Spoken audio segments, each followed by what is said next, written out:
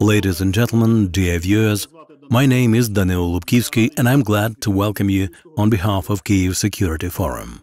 Today, Ukraine marks Europe Day. The ongoing war for our independence makes this occasion especially meaningful. Just like the idea of Ukraine's statehood, the idea of Europe is the expression of our identity, freedom, and prosperity. To us, the idea of Europe is about belonging to a community characterized by respect for human rights and freedom of nations, national dignity and cultural diversity, creative initiative and free economic relations, property rights and well-being for everyone. The antithesis of the idea of Europe and Ukrainian statehood is the Russian world and Russian imperialism. Where do we stand on the way from Russian imperialism to Europe? Does the West understand Ukraine?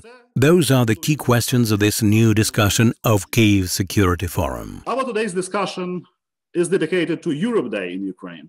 Since 2014, Ukraine has paid many thousand innocent lives of her people for the right to be independent and for the right to be an integral part of the United Europe. The idea of Europe has never been a theoretical issue here. It was and remains the matter of survival for the Ukrainians. To celebrate Europe Day, the Kyiv Security Forum has invited prominent guests, and I'm happy to introduce them. The most important person today in Ukraine's European affairs is Ms. Olha Stefanishyna, the Vice Prime Minister for European and Euro-Atlantic integration. And Madam Prime Minister, I would like to thank you very much for being with us, for joining our discussion. Mr. Jacek Czaputowicz, Ukraine's good and true friend, the Foreign Minister of Poland in 2018 and 20. Mr. Minister, our forum and many Ukrainians highly appreciate your great personal input into international efforts to protect and support Ukraine. Ambassador Alexander Vershbow, our good partner and good friend of the Kyiv Security Forum, the distinguished American diplomat and NATO Deputy Secretary General in 2012 and 16. And Mr. Arseniy Yatsenyuk, the chairman of the Kyiv Security Forum and Prime Minister of Ukraine in 2014 and 16. I trust that your honest answers would be the best way to celebrate today Europe Day in Ukraine. Where does Ukraine, led by President Zelensky, find herself now on the European and the Euro-Atlantic tracks? I invite Vice Prime Minister Olha Stefanishyna to answer this question. As reported in the media, Ukraine and other NATO partners might not be invited to participate in the NATO summit in Brussels on June 14. Are you disappointed? And what do you expect from the NATO summit in Brussels? And why do you think, why do we need a NATO membership action plan? You're welcome. Thank you, Danylo. Thank you, distinguished colleagues. I'll start with the confirmation that we're started working on the expected deliverables of the summit, which will take place on the 14th of June, which has previously been scheduled for the autumn. So we expected to have half more year for building the consensus over the decisions. We started to work on these deliverables already last year. So it's more than 8 months that we're in the process. And of course, for us back in the government, the issue of physical presence of the president is not on top of the agenda. We're concentrating, first of all, on the scope. And we all know that this summit has been scheduled earlier because of the newly elected president of the United States, who have redeclared its role on the role back on the global arena. So it's a very internal meeting, of course, but it is already confirmed by many allies that Ukraine will be agenda. And basically 13 years after the declaration of the Bucharest summit, where Ukraine and Georgia were granted to gain the membership in NATO, we're in a situation where we're insisting, first of all, on materialization of this promise. Where we stand right now is that this promise is confirmed, and we expect that over this summit, it will be reaffirmed. confirmed, the declaration of the summit will pave the way towards preparation for the membership action plan. So, of course, these messages will be discussed, they will be confirmed, and we're working on the formats where Ukraine can be engaged physically into this discussion. And next week, I will be in Brussels for meeting with the ambassadors, with the leadership of the alliance to find this formula. But of course, for us, it's really important to get the contact and to get the answer where Ukraine will be granted membership action plan. We have a very positive background of this discourse. First of all the political leaders in Ukraine, except some of them, but most of the political leaders support Euro-Atlantic integration. Most of the political elites support membership in NATO. The level of support from the society is growing from year to year, particularly since 2014. US, and it is also confirmed by the recent visit of US State Secretary to Ukraine, confirmed commitment for Ukraine's membership in NATO and soon decision on the map for Ukraine. Recently, we had the meetings, leadership of our country had meetings in Paris and in Berlin, and these were on the agenda. So, no, we're not disappointed. We're thinking that we're in the middle of a very historical window of opportunity open for Ukraine with the political support inside of the country, support of population, support of the major leaders of the alliance, and of course, upcoming presentation of the NATO 2030 strategy, where the endorsement of the open door policy will definitely should be addressed. So, of course, we're a bit disappointed by the public discourse, which is concentrated very much about the diplomatic formats. And of course, it is important for us also, but we're not disappointed with the expected deliverables of the summit. And we're planning that the next summit will be dedicated not to discussions, but also to taking decisions. And this would definitely be the platform where our president will be present.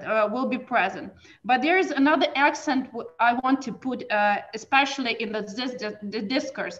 Of course, there's no doubt for Ukraine strategically, this decision on map and on membership is very important. But I think that granting map for Ukraine at this very stage is more important for transatlantic alliance to show the unity, to show the transatlantic unity, and to finally show that there is a Marshall Plan for the democratic development, first of all, but at the second stage, to show that Russia has no vote in alliance.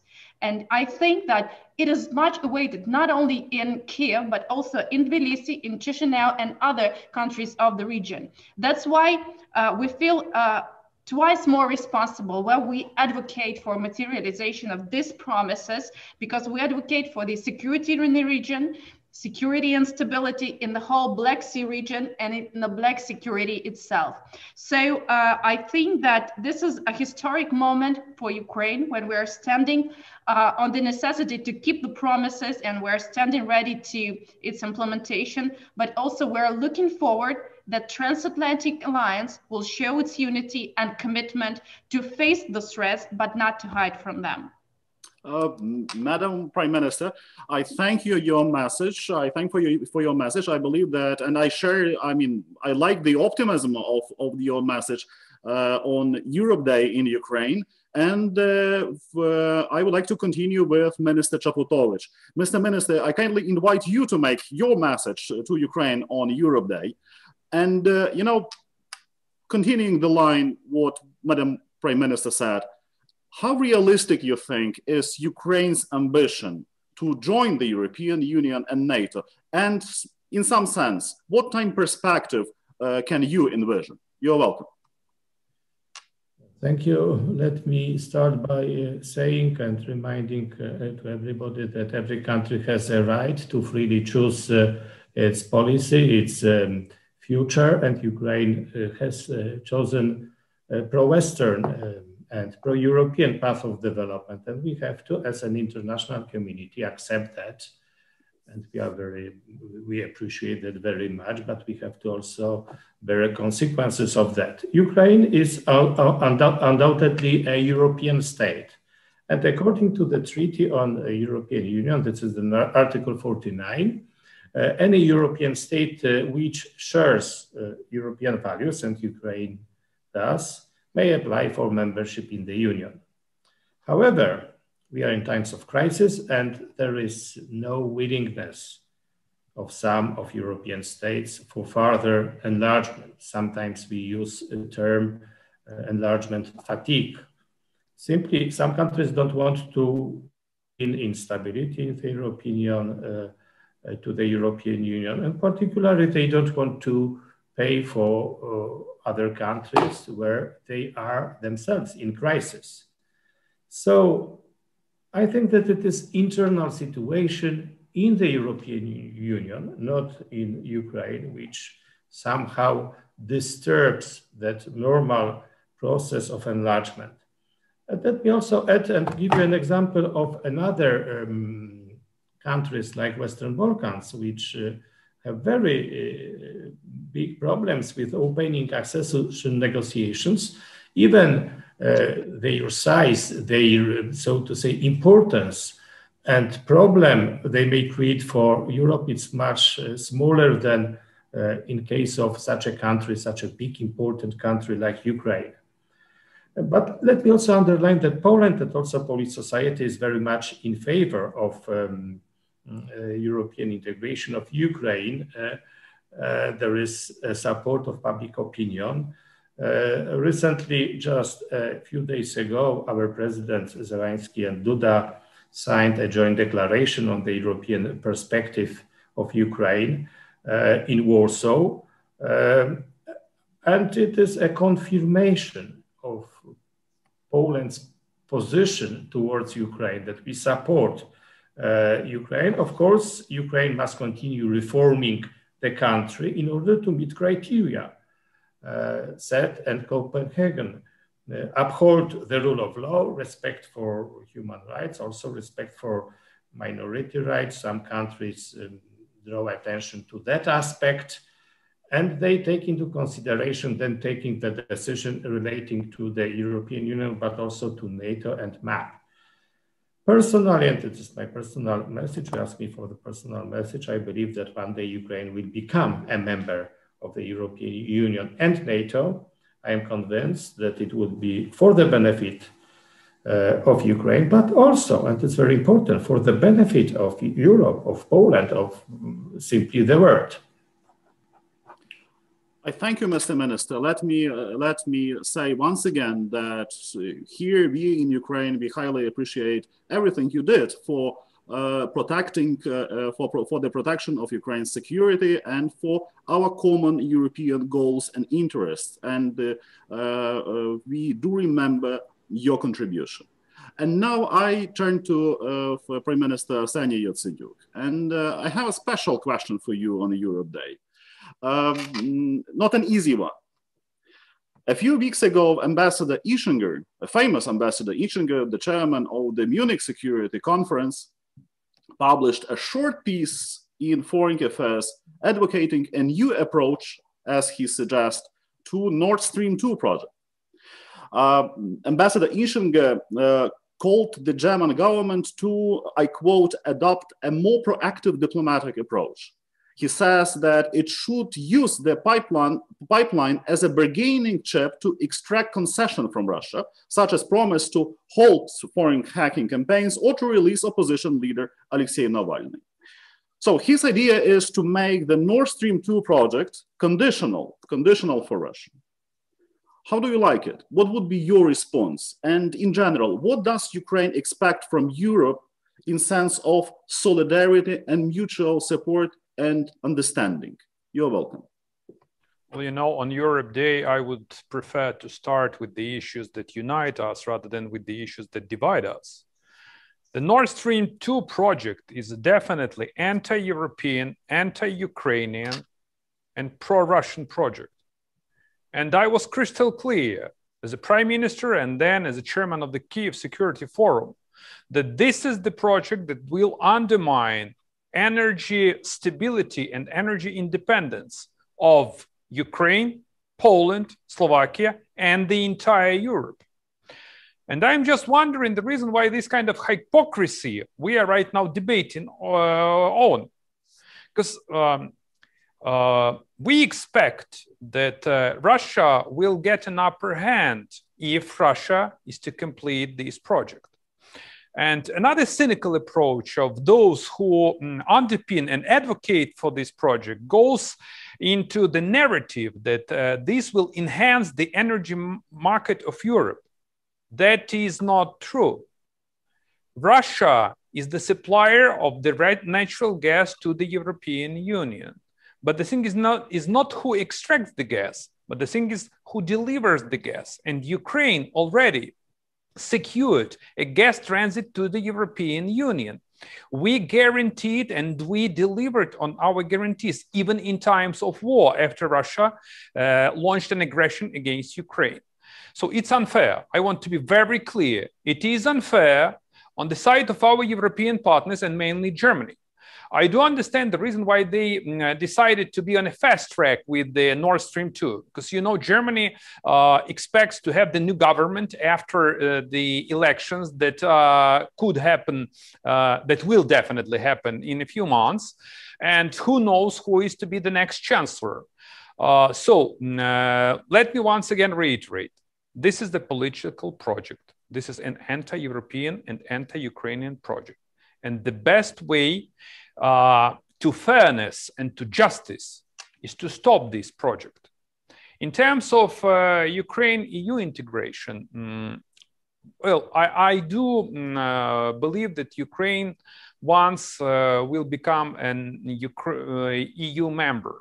And I do believe that Ukraine once will become a NATO member. But the question is when? We can be standing in this waiting line for a decade or two. I'm not sure we have enough time. And the choice is as simple as it is. And let me put it bluntly. Either Ukraine is to join NATO and the European Union, and this is the only best case scenario for Ukraine, or Russia will grab Ukraine and restore territories of influence or spheres of influence that were reiterated a number of times by President Putin. So our choice, as a choice of the Ukrainian people, is to become the real member of European Union and NATO. And this is the best case scenario for Europeans and our NATO partners. So this is for the good of our nations. And we expect to be on the same page with the Europeans in terms of getting not just signals, but in terms of getting the result. Thank you. And I invite Ambassador Alexander Vershbow, distinguished American diplomat, to join our conversation. Excellency, time and again, Ukraine and Georgia hear from a number of the European allies that a decision to grant NATO maps, NATO membership action plans may provoke another wave of aggression from President Putin. The same rhetoric was heard in 2008. At that time, in Bucharest, Berlin and Paris convinced NATO, what we understand, not to provide Kyiv and Tbilisi with such roadmaps. Correct me if I'm wrong. Now Berlin and Paris can do little to stop Putin's aggression against Ukraine and Georgia. Such logic has failed. Do you think, and why do the NATO members continue to stick to this attitude, and how this attitude can be changed? You're welcome. Thanks very much. First of all, let me say it's a great pleasure, it's a great honor to celebrate Europe Day with Ukrainian and Polish friends. I'm not a European, but I spent a lot of my career trying to strengthen transatlantic relations and to bring countries like Ukraine closer to NATO. So happy to be part of this very important conversation. Danylo, your question, unfortunately, is an accurate depiction of the reality today, which isn't that much changed since 2008. Allies constantly repeat the promise made in 2008 that Georgia and Ukraine will become members of NATO one day, but they're reluctant to actually move forward for fear of provoking new aggression by Russia. I think there's unfortunately inaccurate interpretations of what happened in 2008.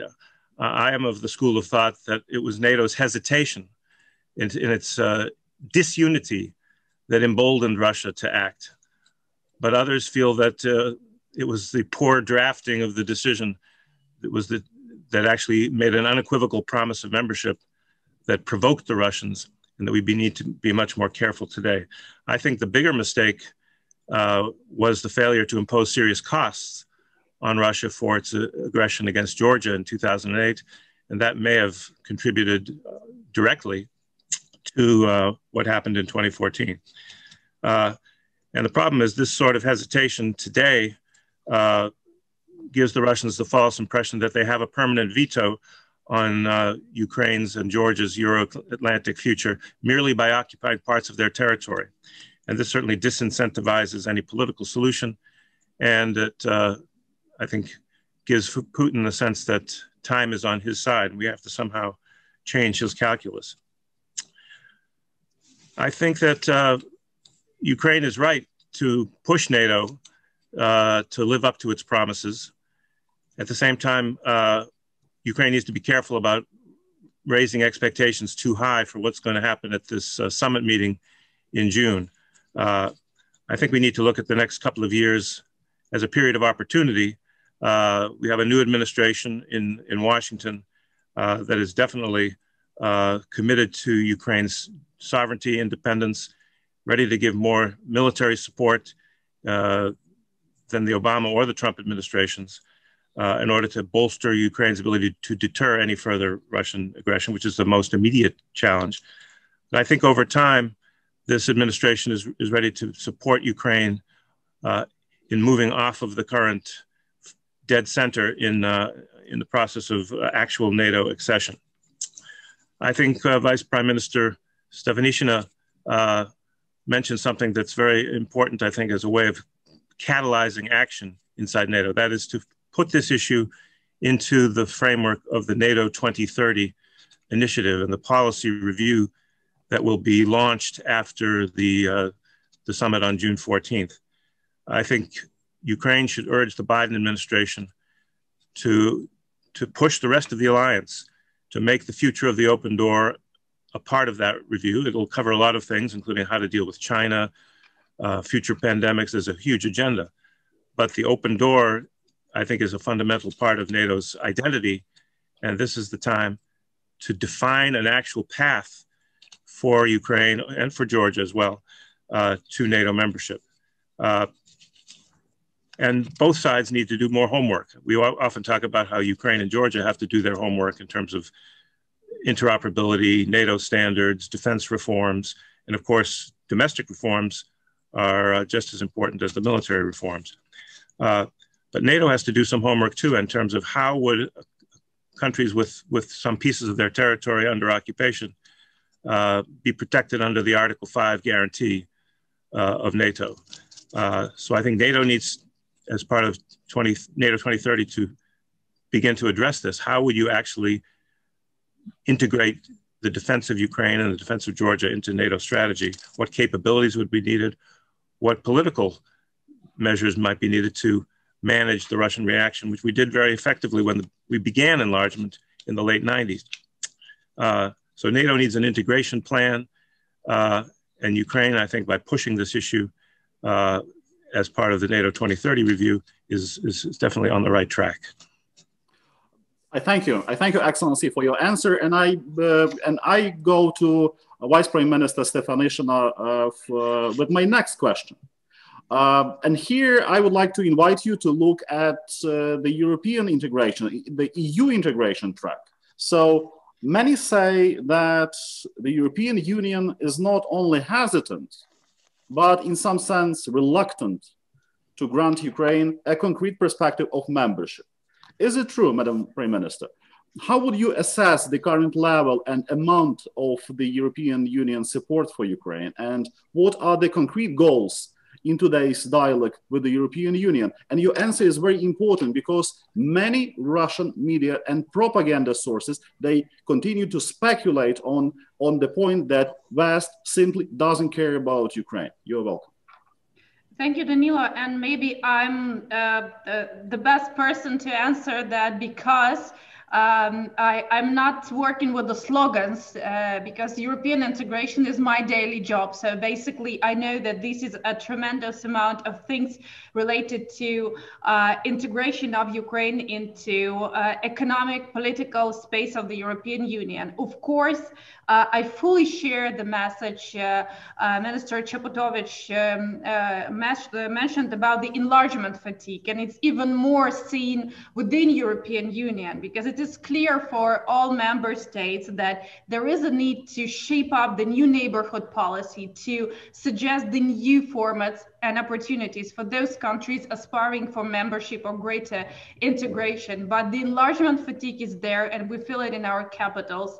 But there are a number of unprecedented steps we are already making as Ukraine to transform the vision of the European Union from within. First of all, we're the first country out of from Eastern Europe who have launched the dialogue to direct access to EU internal market. We're like a country with 40+ million of consumers willing to join the 500 million consumers market. And I think that this is one of the largest integration discourses which has been launched over the last years when it comes to such countries of Eastern Europe as Ukraine. So when it comes to NATO, of course, there is a political declaration, there is a political commitment, and we're building the political consensus over that. But when it comes to European Union, it's mostly step-by-step approach. We're doing pretty well in implementation of the association agreement when it comes to legal approximation. We're doing pretty well when it comes to economic integration, consuming the economic potential of our bilateral relations. We're doing pretty well when it comes to synchronization of policies and convergence in the security and defense sector. But we're doing pretty bad together with the European Union in terms of shaping up the EU strategy on Ukraine. Before Eastern Partnership was launched in 2008, European Council has adopted the strategy for Ukraine. So what we are advocating now for is that we're doing pretty well to consume all the existing potential of our relations and to pave the way towards a more strategic approach. But in 2022, we expect that European Union will launch the review on the neighborhood policy. And this review would cover all the Eastern European countries and would definitely shape up a specific format for cooperation with Georgia, Ukraine, and Moldova, those countries who are aspiring for further membership. And we're waiting that already by 2027, when Lithuania will have the presidency in the Council of European Union, the political decisions could be taken. So we are pretty positive in terms of existing state of play of our relations, but we're also very positive in understanding that it is a good time to launch the review of the neighborhood policy, and this will be started in 2022. And I know that there are a lot of contributors from inside of the European institution, but also in capitals, who are ready to invest their efforts to suggest Ukraine the perspective and to suggest Ukraine the perspective of membership. I thank you, Madam Vice Prime Minister, and thank you for your time and consideration and for being with us. And now let me ask Foreign Minister Czaputowicz. I cannot but mention today that on May 10, presidents of Romania and President of Poland hosted a summit of the Bucharest 9. Bucharest 9 joined together the countries of NATO Eastern flank. The summit was addressed by President Joe Biden, and who underscored his commitment to rebuilding alliances and strengthening transatlantic relations. It's a good sign. I mean, it's really good sign, and Ukraine noticed that sign and supports that. Bucharest 9 and 3Cs initiative are a good format for the regional cooperation. In your opinion, Mr. Minister, and I cannot but mention this question, should be Ukraine invited to these initiatives? And should NATO finally embrace Ukraine and Georgia? And what kind of arguments would you use today on Europe Day in Ukraine and looking forward to NATO summit in June? You're welcome. Indeed, I think it was an important meeting in Bucharest of B9. This is a format established by Romania and Poland in 2015, a group of countries on eastern flank of NATO, from Baltic states through Visegrad countries, Romania and Bulgaria. And we simply prepare ourselves at the level of presidents before a NATO summit to coordinate our policy. It is important format because we are very much united. Definitely Ukraine belongs to that group of countries because we share common history with these countries. We were under Soviet influence after the Second World War. Some of the countries like Baltic states were even part of the Soviet Union. So we are maybe less developed than ever in the European Union. Therefore, we have common interests. So we coordinate our policy within the European Union, within V4, for example, but also before NATO meetings. And President Biden's presence was very important because it demonstrates American commitment to security of the region. And we appreciate that very much. It was a clear signal to adversaries like Russia that the security of that region is important for the United States. So it was a meaningful gesture and meaningful discussion. Now, you mentioned, Danylo, the 3Cs initiative. It is another format of 12 countries, rather relating to, not to security, but to economic affairs.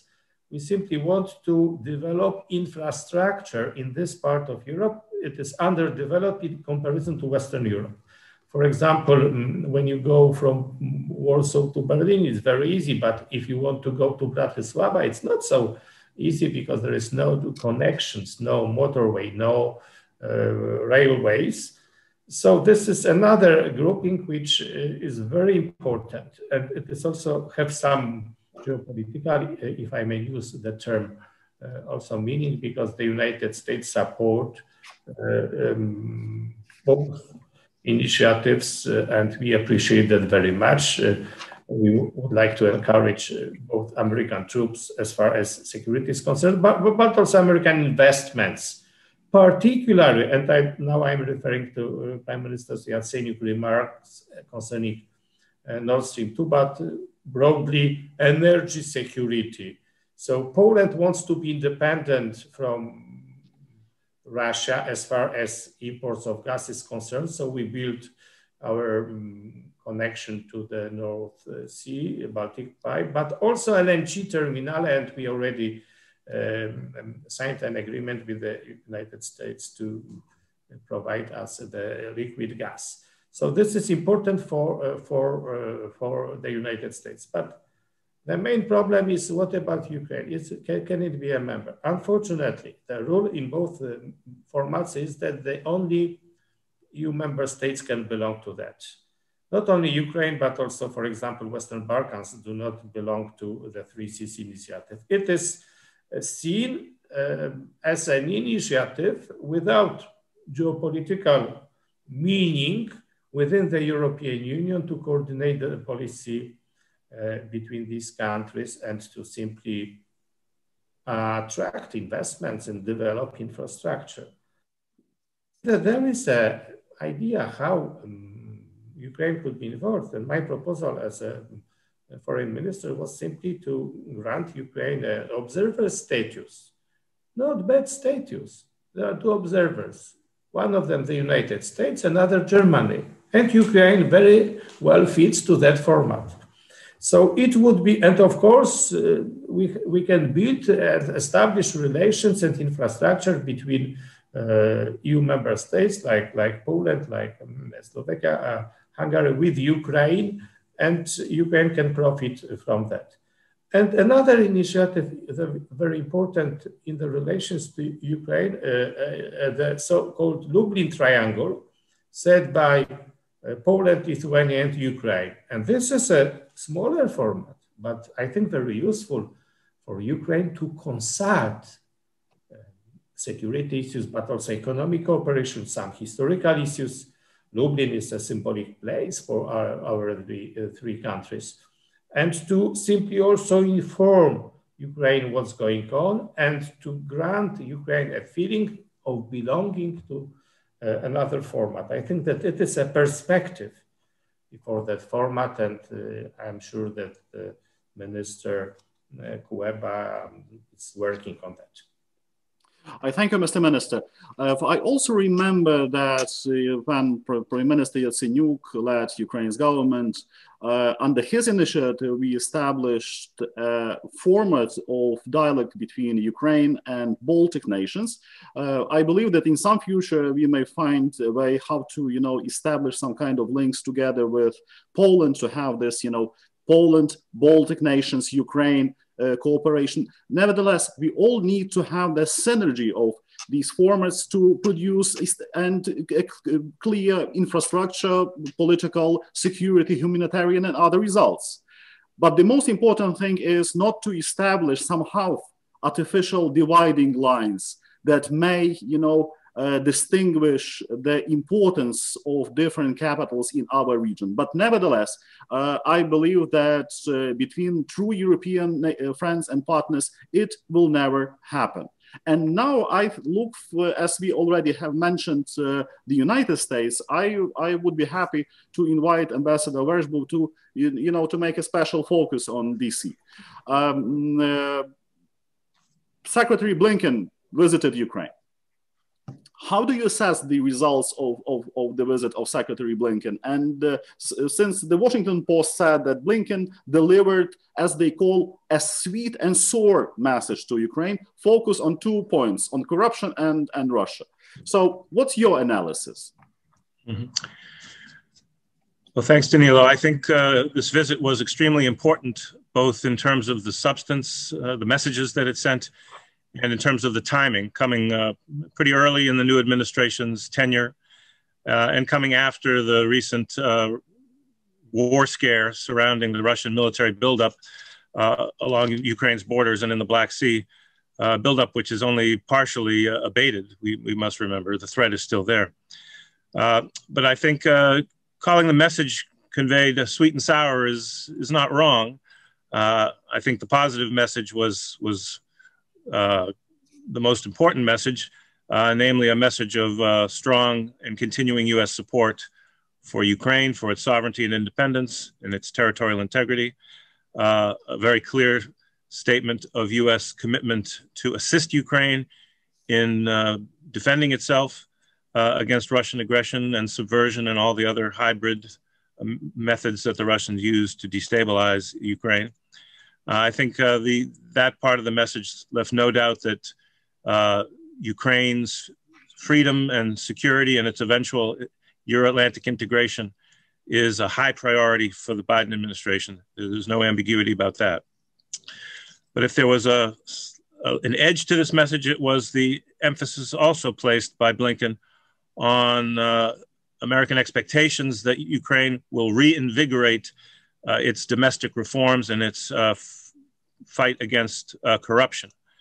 I think the underlying message is that Ukraine needs to strengthen its own democracy, strengthen the rule of law in the country in order to better resist Russian domination. Defense capabilities alone aren't going to be sufficient. And so security and reform and anti-corruption measures are definitely linked. This is a message that Ukrainians have heard before under previous administrations, the so-called tough love message, but it would be unwise for Ukrainians to dismiss this as just for the record or pro forma talking points that that Blinken had to use. The United States, and I think this is a bipartisan position, is very concerned about some of the backsliding and the wavering on reform and anti-corruption efforts, especially going back to March of 2020 when several key reformists were sacked from the government. We've seen erosion of the anti-corruption institutions and of the legal system. We've seen the return of people associated with Yanukovych to key positions. So even if the United States provided a massive amount of defense assistance, this may not be enough to offset the effects of a failure by Ukraine to get serious and defeat the enemy within as effectively as it's trying to defeat the enemy coming across the eastern border in Donbass.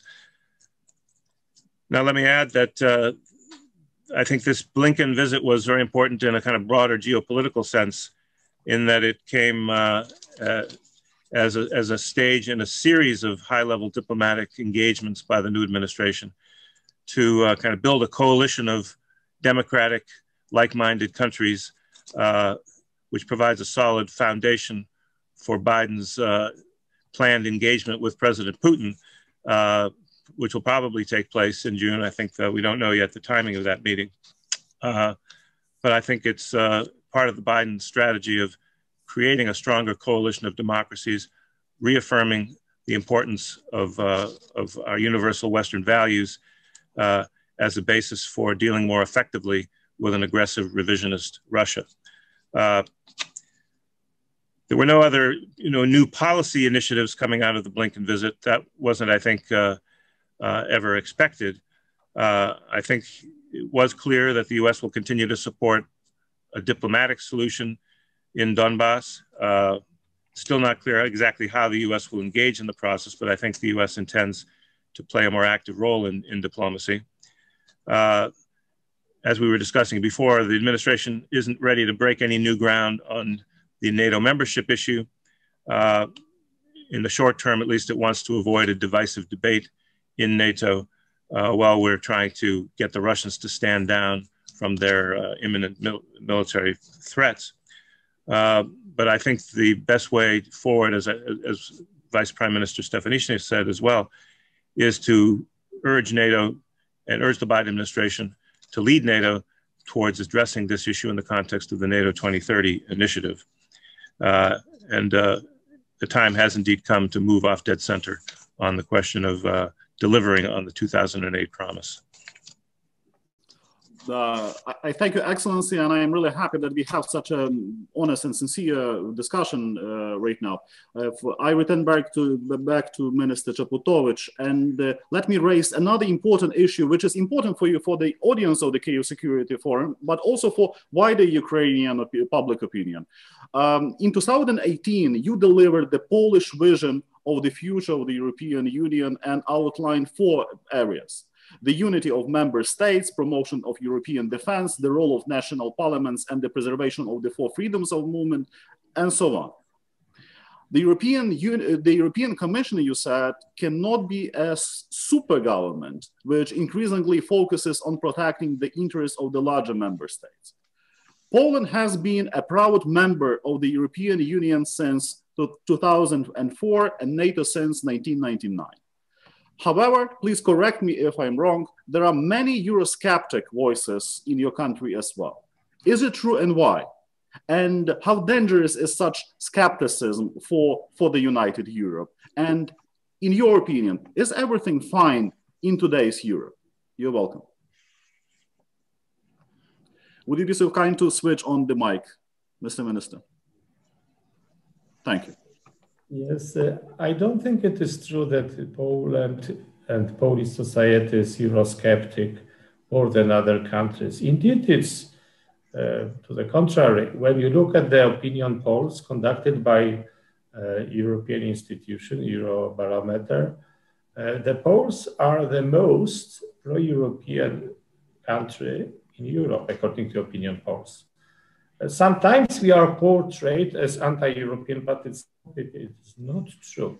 There is a rise of Euroscepticism, but not in Poland. It's rather in Western Europe. There is a danger, there is a threat that it may somehow negatively, adversely affect European project. Why we are so much pro-European? Because we profit a lot from our EU membership. Let me just say only that in 2004, when we joined the European Union, our per capita was, as I remember, 47% of the average of the EU, 47. Today, it's more than 70% of the average of the European Union. So we are catching up with the development of society, of our economy, the development, the rate of development is much weaker than in the European Union, and we hope even our aim is just to receive the same level of development in the future. It's not excluded. Currently, we are doing much better economically than most of EU countries. Indeed, there is a discussion concerning the shape and state of the European Union. So the conference on the future of European Union has just started, and there is a discussion on what to do in future. And Poland has clear vision, not only vision of our country, but also it was confirmed by the meeting of prime ministers of 13 countries which joined the EU in 2004 and later. So this is European initiative. So we attach great importance to revival of common market and for freedoms, freedom of movement of goods, capital, persons, and services. We are very much against any protectionist measures within the European Union, against introducing barriers under the pretext of social standards. So you mentioned also the legitimacy. European Parliament should have a say in order to give citizens the feeling of ownership of the European project. So national parliaments should be taken into consideration, and also ensuring security. We agree that European Union should play a prominent role in the field of security, in the field of defense. However, only NATO, in our opinion, and American presence may provide credible deterrence in face of an aggressive Russia policy. So discussion will be going on, and I think that that our arguments should be heard. We are open for arguments of other countries. I think also that why not Ukraine should have a possibility to present its opinion about the future of the European Union. It is not a member state, but definitely it will affect also the geopolitical situation of Ukraine, the further development of the European Union. Generally, there are two, so to say, streams. One, more pro-federalists, and this is, we are very much afraid of. And the second one, it is with the recognition of democratic processes within the states. It is rather intergovernmental process, and therefore role of national parliaments, that is a real democracy, which is realizing during the national elections in every country, that it should be, they should have a say. But we are open for the discussion, and we hope that we will find a solution. Thank you, Mr. Minister. And now I turn to Ambassador Vershbow. You have already mentioned an idea of the apparently upcoming summit of President Biden with his Russian counterpart. Russia is a special focus of the Kyiv Security Forum and of almost every discussion that we have here. President Biden says that he wants to meet Putin despite Russia's buildup of military forces near Ukraine, and Reuters reports that Biden and his advisors would like to add a summit with Putin in a third country while the US president is in Europe in mid-June. The Excellency, what would you say? What do you expect from that summit? What kind of political significance may the summit bring to the international arena and also to the matters of security so closely related to Ukraine and to war which Russia waged against Ukraine? And in your opinion, what should be further steps of the United States and the European Union to deter Putin? For Ukraine, this question is a question of vital importance. And for that reason, I ask this specially today on Europe Day. You're welcome. Okay, thanks very much. I think that all these issues we're discussing today are very much interrelated. And I think that President Biden has been trying in his initial weeks as president to kind of move to a much more effective and more dynamic approach to Russia for the United States after the chaos of the Trump years and after a period in which we seem to look the other way at many provocations by Russia. I think this kind of establishment of a more effective strategy should be seen as a task for the transatlantic community as well. It should be part of the NATO new strategic concept review that's being launched. It should be part of the EU strategic compass and part of the US-EU dialogue. Because I think we've seen in recent years, the Russians think that they can get away with political warfare, interference in elections, as well as direct aggression against their neighbors, all with a view to redividing Europe, moving to what they openly discuss as a new Yalta agreement, in which we would be expected to basically give a free hand to Russia to repress its own people and oppress its neighbors.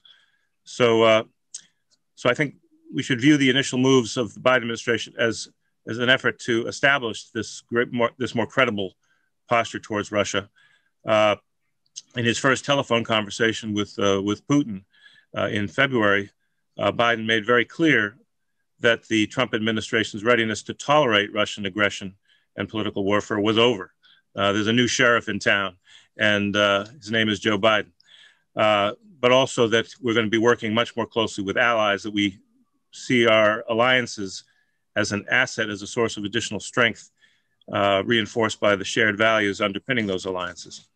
And I think that Biden made clear to Putin that we will push back harder on Russian aggression, and we will impose much more serious costs to Russia if it continues to launch aggression and subversion against the West.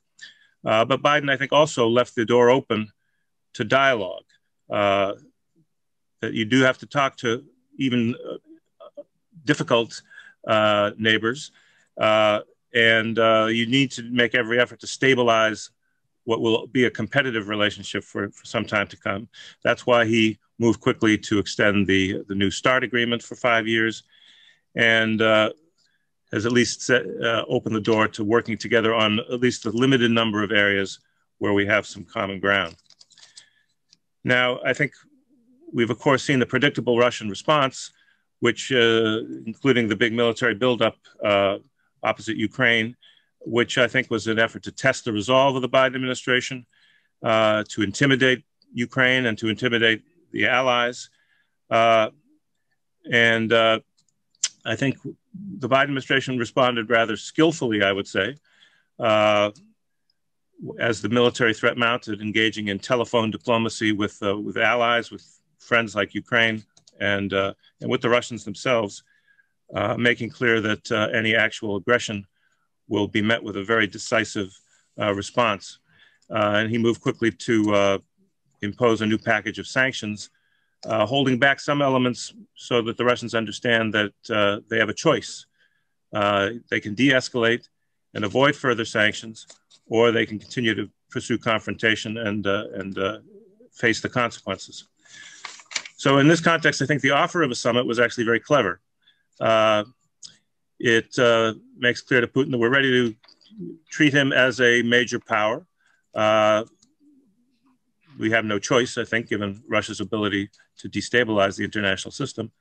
But we expect Russia to comply with the rules that it's been breaking flagrantly, especially since 2014.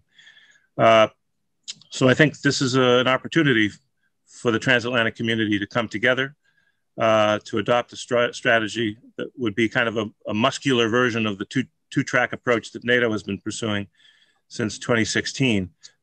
Defense and deterrence on the one hand, dialogue on the other, but firmly grounded in principles, no new Yaltas, an insistence on Russia complying with the rules of the international order rather than seeking to upend those rules as it has been doing with relative impunity for the last few years. I thank you. I thank you, for Ambassador Vershbow. We approach almost the end of our discussion, and before we finish, let me say that today we celebrate Europe Day, but this year Ukraine celebrates the 30th anniversary of its renewed independence. For us, this is a special year, special day, special moment in history. I would like to invite Minister Czaputowicz to send his message, summing up our discussion, to Ukraine on Europe Day in the year of the 30th anniversary of Ukraine's renewed independence. You're welcome, Mr. Minister. You remind me that it was already 30 years. I remember that moment. I was in the ministry, and I remember very well that Poland was the first country which recognized independence after it was declared by Ukraine. Then we discussed with the Canadians, and it was the same day, but we argued that we were the first. There are different opinions. You were the first, that's true. But and our cooperation since that are very, very, very good. We always supported Ukraine in different fora. We advocate the Eastern policy of the European Union, Eastern Partnership, because it is in our interest. I see the connection. The security is interconnected, and what is good for Ukraine, it is good also for Poland and for other countries from that region. I remember also our discussion in the UN Security Council concerning the relations and the situation in Donbass in eastern Ukraine. Let me say that after illegal annexation of Crimea, we have to, all international community, support Ukrainians' territorial integrity within internationally recognized borders, and it's a must, it's something we cannot withdraw from. I'm talking about international community because it's crucial for Ukraine, but it's also important for us. Because Ukraine is important, it's a country with huge potential. It is a strategic key for guaranteeing Europe's security due to its size, due to its population, as well as its geopolitical, economic potential. For Europe, Ukraine plays pivotal role in terms of security and stability. It's a kind of a buffer separating the EU, the West, from Russia. And it is an obstacle for further Russian expansion to the West. And of course, Poland is next. So for us, it's very important that Ukraine remain strong, remain independent, remain sovereign. Ukraine prevents also Russia from regaining superpower status it has during the Cold War within the Soviet Union. So the role is crucial, and we understand very well that role. And let me conclude by saying that, again, reiterating that Europe needs stable, strong, sovereign, prosperous Ukraine, which is an indispensable element of future European structure, European security architecture. Thank you, Mr. Minister. And I invite Ambassador Vershbow to make his his concluding brief remark on Europe Day in Ukraine, taking into account the 30th anniversary of Ukraine and what we think might be also important to be mentioned as the importance of Ukraine's freedom and democracy, not only for our nation, but for such countries like Belarus, Moldova, Georgia, the region as we see it. You're welcome, sir. Well, let me join Minister Czaputowicz in, first of all, celebrating the 30th anniversary of Ukraine's independence.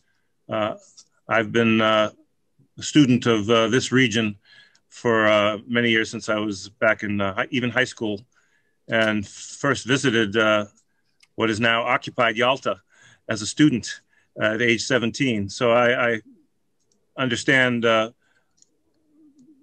Ukrainian soul, perhaps, from early experience.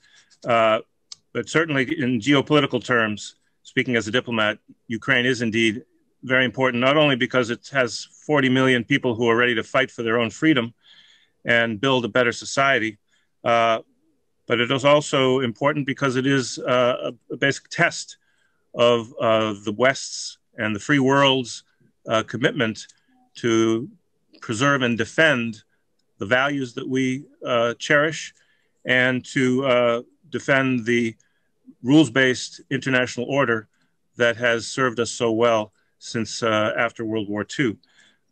So Ukraine is important in its own right, but it's also important as a litmus test of whether the West can continue to defend its values, resist Russia's effort to go back to a divided Europe and to spheres of influence, concepts which were already becoming obsolete in the 20th century and definitely have no place in the 21st century. So Ukraine has shown through its civil society, but also through the courage of its armed forces, that it's prepared to fight for freedom. And we owe it to Ukraine to do everything we can to help it win this battle and ultimately bring Ukraine into the family of democratic nations, as demonstrated by our commitment to bring Ukraine to NATO and to the European Union. So again, thanks very much for the chance to participate on Europe Day in this great discussion. And thanks to former Minister Yatsenyuk for all he has done to strengthen Ukraine's freedom. Thank you, Your Excellency. And now I invite Prime Minister Yatsenyuk and the chairman of the Kyiv Security Forum to make his concluding remarks on Europe Day in Ukraine. And just to wrap up what we discussed, what's your take? You're welcome. You know, on Europe Day, I would remind the faces and the souls and the faith of those who in 2013 and 14 decided to stand against pro-Russian president, against actually pro-Russian course, and decided to fight for real Europe, decided to fight for European values, decided to liberate Ukraine, and to prove that Ukraine is a nation of free and fair people. And we did it under the EU flags. And this is the history. And let me, on the one hand, praise this history, on the other hand, commemorate those who died in our faith for the European values and actually for our future in the one united Europe. Let me commemorate those who lost their lives defending Ukraine against the Russian aggression and defending the European Union against the Russian aggression and the Russian threat. We sacrificed too much, we as the Ukrainian people. No doubt that the Ukrainian president and the Ukrainian government, they have to do a lot in order to make Ukraine really a member of NATO and the European Union. And this is the obligation of the president to show his political will and to make real deliverables and to show the real progress because just to sit on his hands and to believe that Europeans or Americans will do our job, that's nonsense. But at Europe Day, I want to be very optimistic. Our fight will bear the fruits. And the key message is that we want to be the member of the Union and the alliance, not in the long run, but in the short run. And it's up to us, I mean, both Ukrainians, Europeans, and Americans, to make it feasible. Thank you, Mr. Prime Minister. And I would like to thank all our prominent guests. We do appreciate the Kyiv Security Forum, highly appreciates your participation and your contribution to this discussion. I would like to mention, I would like to thank Vice Prime Minister Olha Stefanishyna. I would like to thank Minister Czaputowicz, and I would like to thank former NATO Deputy Secretary General Ambassador Vershbow for being with us and for your great remarks that are important for the Ukrainians. Today is the Europe Day in Ukraine. This is the day of our Ukrainian idea, the day of our very important victory, which has already happened and which will stay with us forever. It was Kyiv Security Forum. Thank you for your attention.